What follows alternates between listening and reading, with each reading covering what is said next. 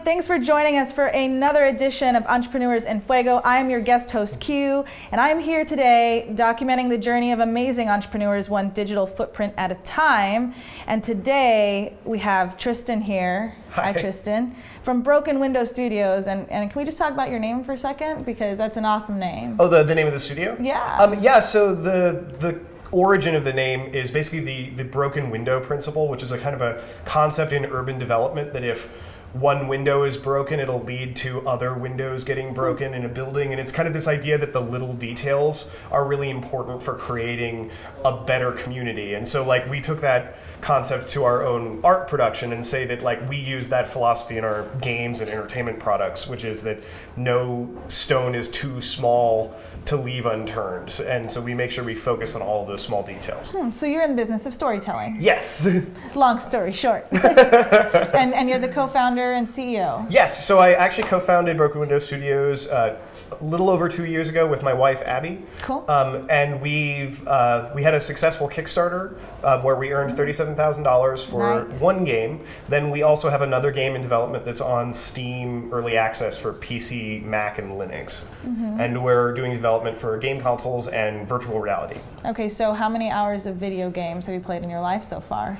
I would probably take my age and divide that in half, and then I would get close to the number. So actually, it's funny. My mom used to give me a really hard time for the amount of video games that I played, because I would play them every moment I could get away with it. Yeah. And you're like, look, Ma, I have a business. I get paid the video game. Yeah, we have some really interesting conversations now because she's kind of changed her tone and been like, I always knew this was something that would be good for you. But I think at the time she was a little more like, oh no, he's going to ruin his life and never have anything happen That's effectively. That's gonna wreck your brain. You keep playing video games. I mean, I was a huge fan of Mario Kart and Mario and all that. So those are good games. Those are good games. And Duck Hunt, man, Duck Hunt. But it's interesting because now you're kind of doing what you love, doing what you know, and spreading it to the masses. But did you ever expect to be an entrepreneur?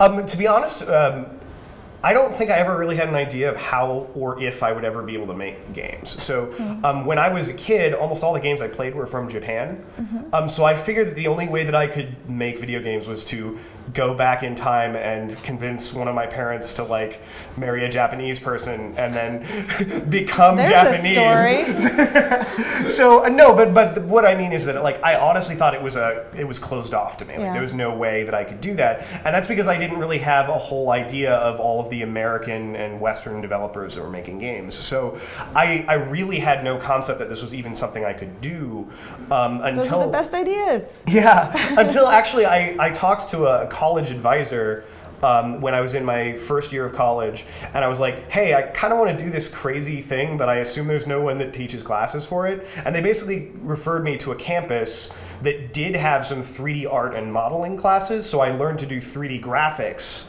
and then that was kind of my initial gateway into saying, oh wait, I could actually do this now in a way that could turn into a business. Well, there's a lesson. Ask questions. Ask questions. I mean, if you didn't ask that question, where would you be now?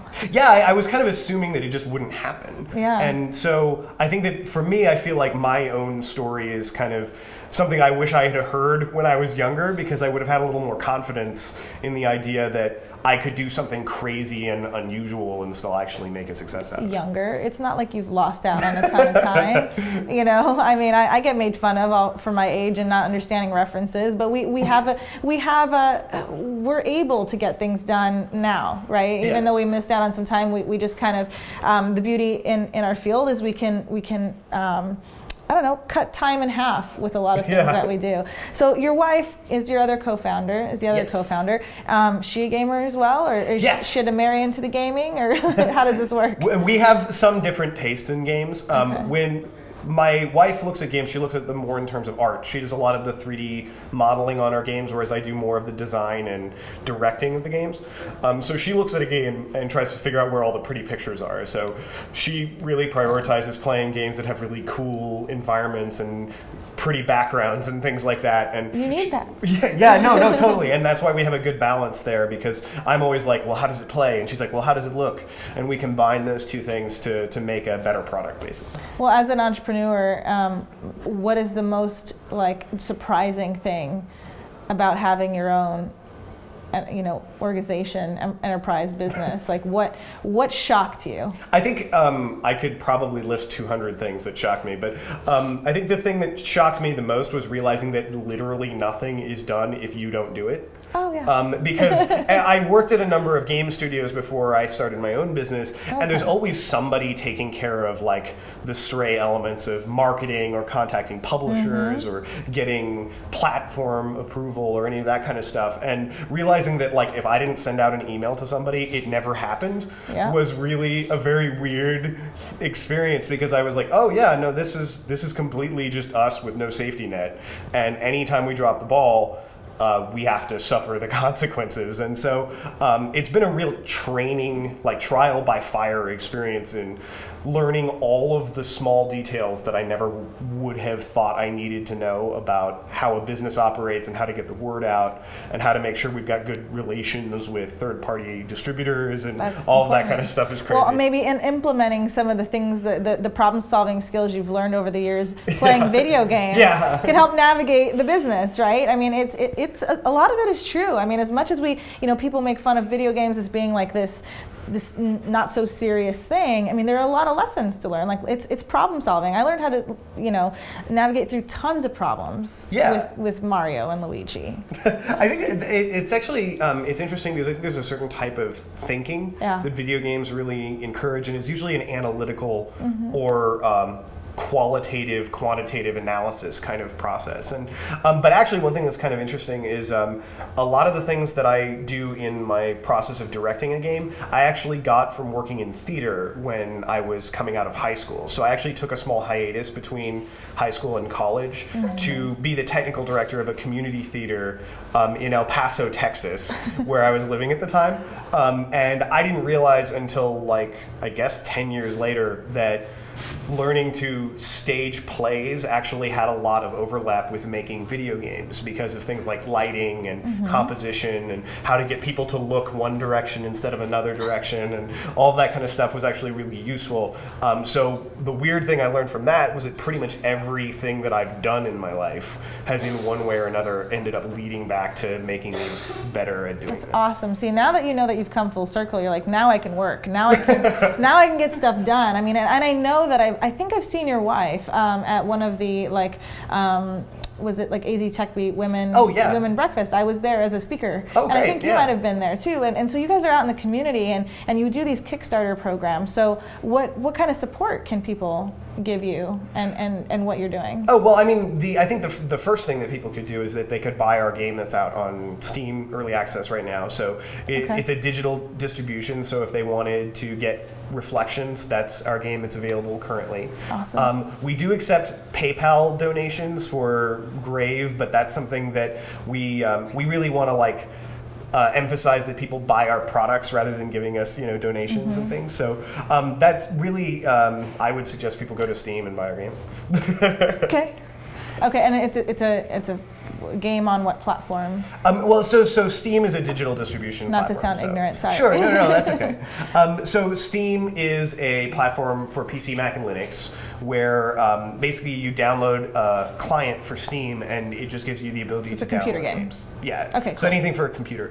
But we are coming out to PlayStation 4 and Xbox One a little bit after our Steam release. So both of our games, Grave and Reflections, will be out on pretty much every platform by 2017. So what's next? How are you doing like virtual reality stuff? Like where are you going? Where's Broken Window Studios going? Well, so we're doing virtual reality right now, and actually we've been doing virtual reality since before the company started. You invented virtual reality. Yeah, and so Grave, our game that became Kickstarted, started out as us experimenting with a 3D environment and a virtual reality environment. And actually the game got featured at the Arizona State University art gallery for a month as an art exhibit before it actually became a Kickstarter game, which was pretty interesting because we had a VR headset and we had people walk around. Games should be displayed as art. I mean, absolutely. Yeah, no, I agree. And I think that so for us, our focus was on creating interactive narratives that push the boundaries of what you can do in an interactive space and how you can influence the outcome of a story by interacting with it. So we see VR as a big part of that because I think it helps to bridge the gap between what people normally consider a video game and what people can see as an interactive experience or a digital fiction. So that's kind of our priority, is figuring out ways to get people who watch movies to start interacting with their entertainment rather than just focusing on the current gaming market. Yeah, it's awesome. It's awesome. So what's the best way for people to get in touch with you? Website, social? Sure. So they can find us at... Buy your game? Yeah, they can buy our game at Steam, I think steampowered.com. Okay. But they can also find us on brokenwindowstudios.com. We have reflectionsgame.com. And then you can also find us on Twitter at brokenwindowgs or on Facebook for Reflections Game or Grave Game. Awesome. Well, thank you for sharing your story, Sure. your journey, and the stories that are probably going to come through in your games somehow. I mean, that rocks. And hey, Mom, it worked out. All right, and with that, we're out.